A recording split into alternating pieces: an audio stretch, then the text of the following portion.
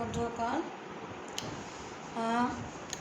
আজি এই ভিডিঅ'টো মই এটা বিশেষ কাৰণত কৰিছোঁ। আজি এই ভিডিঅ'টোৰ জৰিয়তে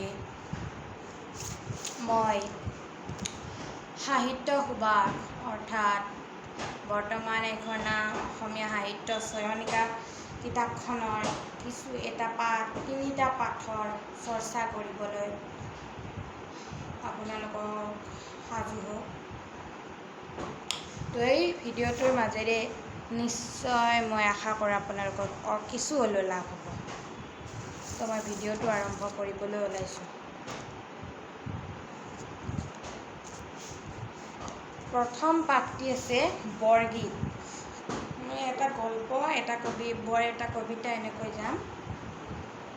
বৰগীত। হৰি হৰেৰে বাপ পখিলে শৰণে, নেৰিব বান্ধৱ মোক জীৱনে মৰণে। তো এই হৰি হৰেৰে বাপ পখিলে শৰণে, এই বিশ্ব ব্ৰহ্মাণ্ডৰ সৃষ্টিকৰ্তা, বিপদ আপদৰ পৰা ৰক্ষা কৰোঁতা ভগৱান শ্ৰীকৃষ্ণক কবি অতি আতুৰভাৱে প্ৰাৰ্থনা কৰিছিল যে জীৱনকালত যেন তেওঁ বিপদ আপদৰ পৰা ৰক্ষা কৰি থাকে। তথা এই পাঠটোত সনক যোগী যাহাকো যায়, মই কবিতাটো ফাৰ্ষ্টতে মাতি লওঁ। সকল নিগমে যাক বিচাৰি নেপায়, অধমে জানিব কেনে তোমাৰ মহিমা, আতুৰ ভৈলহ হৰি বিষয় কৰিলে, কৰিয় উদ্ধাৰ মোক চৰণ কমলে, তোমাৰ চৰণ দুই মোৰ মহাধন, ভকত জনেৰ নিজ তুমিহে জীৱন, কৃপাৰ সাগৰ কৃপা কৰা একবাৰ, কাতৰ কৰিয়া লৈল শৰণ তোমায়, কৃপা কৰা নাৰায়ণ চোৰ মোহ পাপ, কহয় মাধৱ হৰি দাস পূৰ্বাস। তো এই কবিতাটোৰ মাজলৈ আহিছোঁ, সাৰাংশৰ মাজলৈ আহিছোঁ। মই আপোনালোকক একেবাৰে ধুনীয়াকৈ বুজাই দিম। আৰু এইবাৰ এই ভিডিঅ'টো যদি শেষলৈকে চাই আপোনালোকে আৰু বেলেগ একো ভিডিঅ' চাব নালাগে এই বুজিবৰ কাৰণে।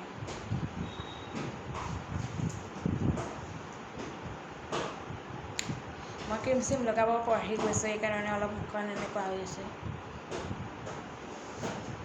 হৰিক যেন কবিৰ মতে একোজন বন্ধু হিচাপে ধৰি লৈছে, আৰু হৰিয়েও যেন বান্ধৱৰ ৰূপত আহি ভক্তসকলক সহায় কৰিছে।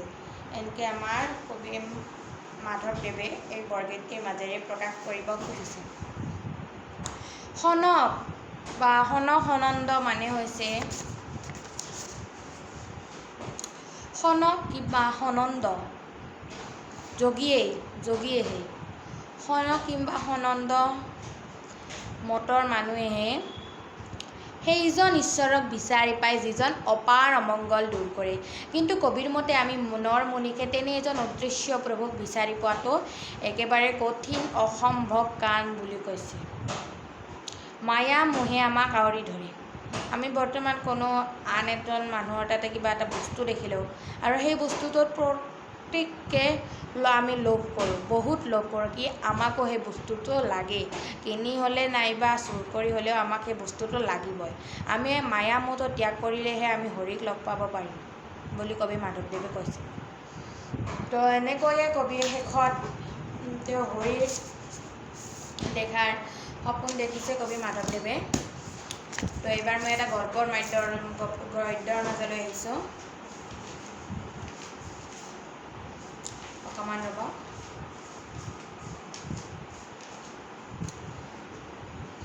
অসমত বিভিন্ন ধৰণৰ জাতি জনগোষ্ঠী আছে, আৰু এই সকলো আব্দুল ছাত্তাৰ নামৰ এজন লেখকে এই গদ্যটি লিখিছে। আৰু এই সকলোৰ মাজতে একতা বচাই ৰাখিবলৈ আমাৰ এই ভাৰত দেশখন হৈছে এখন প্ৰধান দেশ।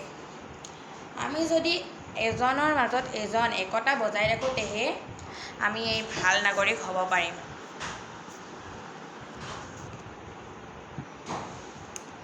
তো এই পাঠটি এইকাৰণে অসমৰ জনগোষ্ঠী আৰু গাঁথনি আৰু সংস্কৃতি। এই পাঠটোৰ লেখক আব্দুল ছাত্তাৰৰ 1922 চনত জন্ম, 1987 চনত মৃত্যু হয়। অসমত কিমান ধৰণৰ মানুহ আছে, কাছাৰী আছে, চুতীয়া আছে, কোচ আছে, মেচ আছে, ডিমাচা আছে, দেউৰী আছে, মিচিং, বড়ো, তিৱা, কাৰ্বি আদিৰ বসতি স্থান অসম। কিন্তু এই সকলোৰে মাজত যে এনেকৈ আছে, ঐ তই মোৰ কাষত নাহিবি দেই, যা, এনেকুৱা নাই। কিন্তু কোনো ঠাইতে আমাৰ ভাৰতবৰ্ষত এনেকুৱা নাই, আৰু অসমতো নাই এনেকৈ ভিনহকীয়া পৰক বৰ্তমান কৰোণা কাল চলি আছে এতিয়া নৰি আলিংগন কৰিব কিন্তু ভিন পৰ হওক এজনে এজনক আলিংগন কৰিব খোজে হেণ্ডশ্বেক দিয়ে নমস্কাৰ দিয়ে কিন্তু এতিয়া হেণ্ডশ্বেক কোনেও নিদিব আলিংগন কৰি নকৰাকৈ কেৱল নমস্কাৰ দিব লাগে বুলি আমাৰ চৰকাৰে ঘোষণা কৰিছে একতাৰ ক্ষেত্ৰত আমাৰ অসমখন তথা ভাৰতখনে প্ৰধান অসমখনো ভাৰতৰ এখন ৰাষ্ট্ৰ হে প্ৰধান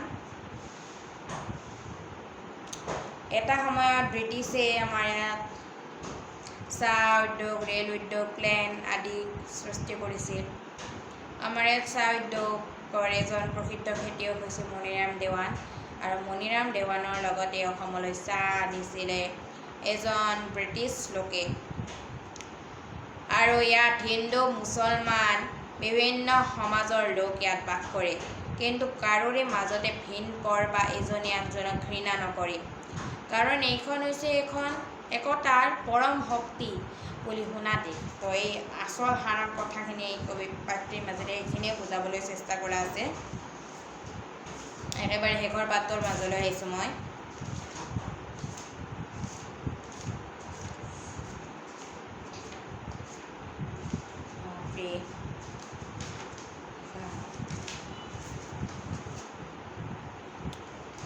এইবাৰ এজন কবি পৰিচয়ৰ মাজলৈ আহিছোঁ কবিজনৰ নাম হৈছে শ্ৰীধৰ কন্দলী শ্ৰীধৰ কন্দলী মহাপুৰুষ শংকৰদেৱৰ পৰৱৰ্তী কালৰ কবি পৰৱৰ্তী মানে তেওঁৰ পিছত জন্ম হৈছিল তেওঁ আৰু তেওঁৰ পিছৰ এজন কবি এওঁৰ কাব্যত বৈষ্ণৱ ধৰ্মৰ প্ৰভাৱ সুস্পষ্ট মানে আমি সুন্দৰ স্পষ্ট বুলি ক'ব নোৱাৰোঁ সুস্পষ্ট এটা সুদূৰ শব্দ যাক স্পষ্ট শব্দ বুজাবলৈ ব্যৱহাৰ কৰা হয়